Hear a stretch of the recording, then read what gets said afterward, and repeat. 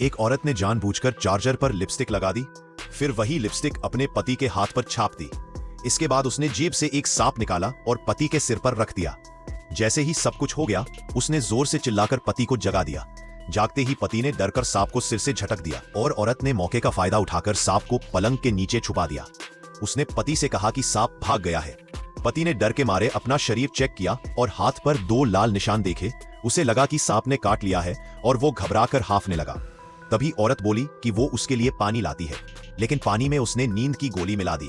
पति बेहोश हो गया। जब वह होश में आया तो खुद को ड्राइंग रूम में पाया, जहां उसकी पत्नी और उसकी सबसे अच्छी दोस्त उसकी तस्वीर के सामने बैठे सांस ले रही थीं।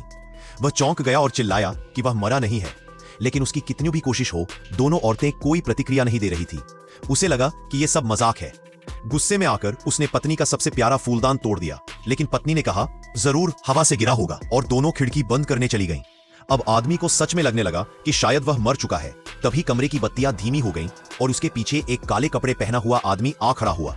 उसके कपड़ों को देखकर वह अपनी तस्वीर की ओर देखने लगा। उसे लगा ये यमदूत है, पर वह इस पर यकीन नहीं करना चाहता था।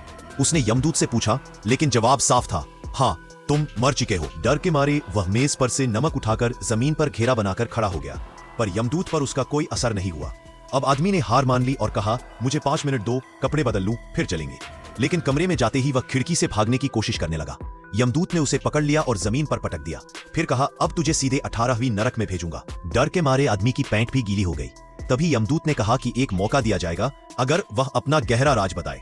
आदमी ने कहा कि उसने 8 साल की उम्र में पड़ोस की बूढ़ी औरत को नहाते देखा था, लेकिन यमदूत ने कहा कि वो ये राज नहीं जानना चाहता। फिर उसने जेब से एक औरत की अंडरवियर निकाली और पूछा, ये किसकी है? आदमी घबरा गया और बोला, मेरी पत्नी की है। लेकिन यमदूत ने कहा, उसका साइज तो ये नहीं है। तब आदमी ने कबूल किया, ये मेरी महिला सेक्रेटरी की है। ये सुनते ही यमदूत ने उसे माफ कर दिया।